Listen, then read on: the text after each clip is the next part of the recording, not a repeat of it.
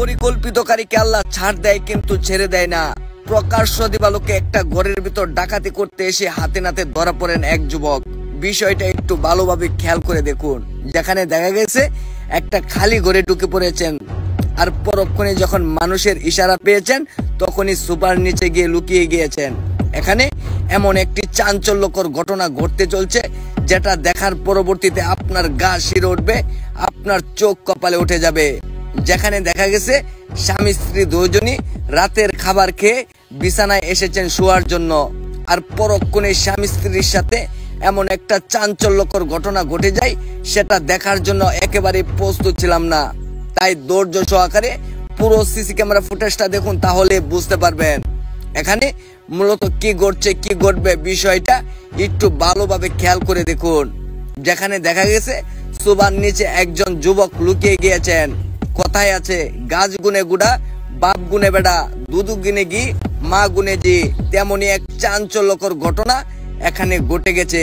যেখানে দেখা গেছে ডাকাত ছেলেটা যখন ঘরের ভিতর একা একা ঢুকে গিয়েছেন, আর পরক্ষণে মানুষের ইশারা পেয়ে শোবার নিচে গিয়ে লুকিয়ে গিয়েছেন। আর পরক্ষণে যখন তারা ঘুমিয়ে পড়েন, সে কিন্তু আস্তে আস্তে শোবার নিচ থেকে বের হয়ে আসেন।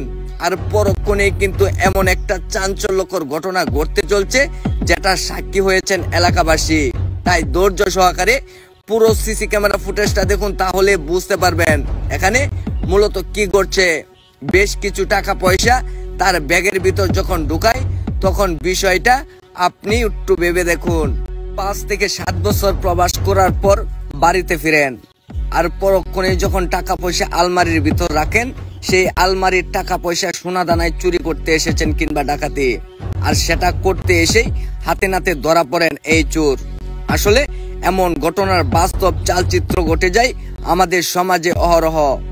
তাই আপনার আমার সতর্কতা অবলম্বন করতে হবে, না হলে আপনার আমার টাকা পয়সাও এভাবে চুরি হয়ে যেতে পারে কিংবা ডাকাতি হয়ে যেতে পারে। যখন মানুষজন ঘরে না থাকে তখনই কিন্তু তারা সুযোগ পায়। আপনি যখন রাতের বেলা ঘর থেকে বের হবেন, অবশ্যই আপনার দরজা জানালা ভালোভাবে লক করে তারপরে বের হন, না হলে আপনার জিনিসপত্র আসবাবপত্র এভাবে ডাকাতি হয়ে যেতে পারে। আসলে এই সিসিটিভি ফুটেজটি আমরা শুধুমাত্র আপনাদেরকে বোঝানোর জন্য তৈরি করেছি, কেউ সিরিয়াসলি নেবেন না। আর অবশ্যই এই সিসিটিভি ফুটেজটি শেয়ার করে সবাইকে দেখার সুযোগ করে দিন, কেননা আপনার আমার সাথেও এমন ঘটনা ঘটে যেতে পারে।